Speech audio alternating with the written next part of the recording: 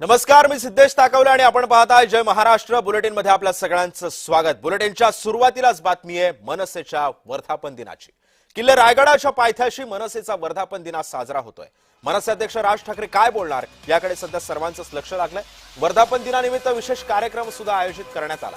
मनसेच्या सदस्य नोंदणी मोहिमेला सुद्धा आजपासून सुरुवात होते। राज ठाकरे महाडमध्ये कालच पोहोचलेले आहेत आणि आज सध्या मनसेचा 20वा वर्धापन दिन साजरा होतो।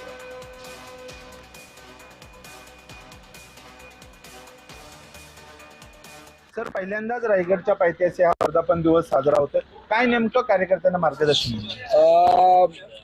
महाराष्ट्र नवनिर्माण सेनेचा हा 20वा वर्धापन दिन आहे।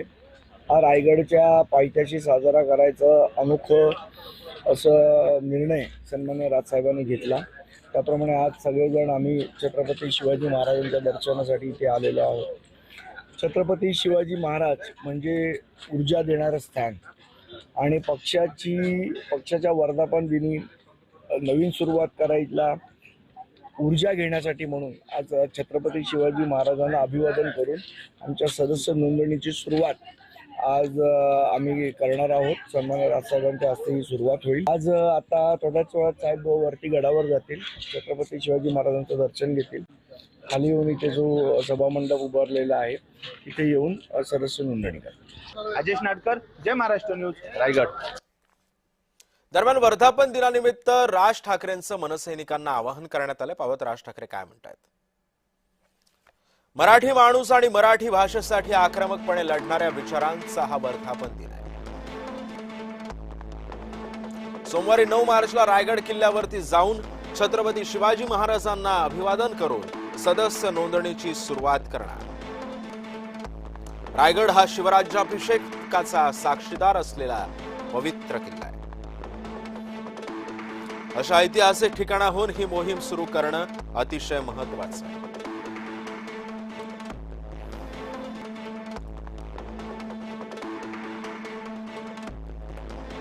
आणि या संदर्भामध्ये माहिती जाणून घेऊयात। माझा सहकारी अजेश नाटकर सध्या आपल्या सोबत आहे। अजेश, 20 वर्ष होत आहेत मनसेच्या पक्षाला स्थापन होऊन।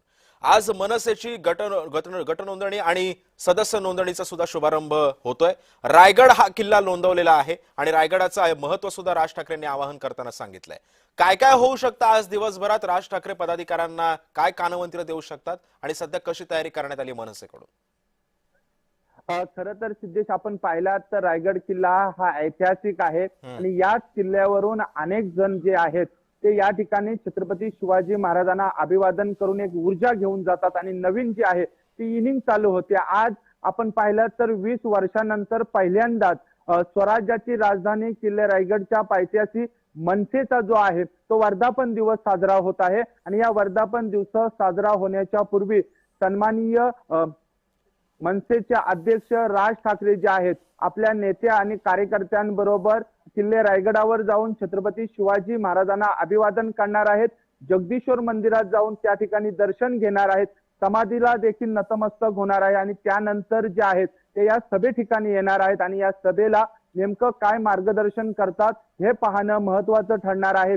कारण आपण पाहिला तर आजपासून संपूर्ण महाराष्ट्रात मनसेची पुन्हा एकदा भरारी घेण्याच्या दृष्टिकोनातून आज सदस्य नोंदणीचा शिबिर जे आहे ती मोहीम जी आहे ती आज सुरुवात होणार आहे। आणि या संपूर्ण कार्यक्रमाकडे महाराष्ट्राचं लक्ष लागून राहिलं आहे। कारण ज्या पद्धतीने राज ठाकरेंनी आपली भूमिका मांडलेली आहे की मराठी माणसासाठी आक्रमकपणे लढणाऱ्या मनसे पक्षासाठी सर्वांनी सदस्य नोंदणी करा, म्हणजेच यामध्ये जे राजकीय आहेत त्यांनीही देखील करावी, जे अनराजकीय आहेत, जे मराठी माणसाला मानणारे आहेत, जे राजकारणाशी संबंध नाही मात्र मराठीवर प्रेम करणारे आहेत, अशा लोकांनी देखील मनसेला सपोर्ट केला पाहिजे। अशा लोकांनी देखील मनसेची सदस्य नोंदणी केली पाहिजे। अशा पद्धतीचं आव्हान जे आहे ते राज ठाकरेंनी यावेळी करताना दिसत आहे। सिद्धेश, नक्कीच धन्यवाद अजेश, तुम्ही दिलेल्या सविस्तर माहिती।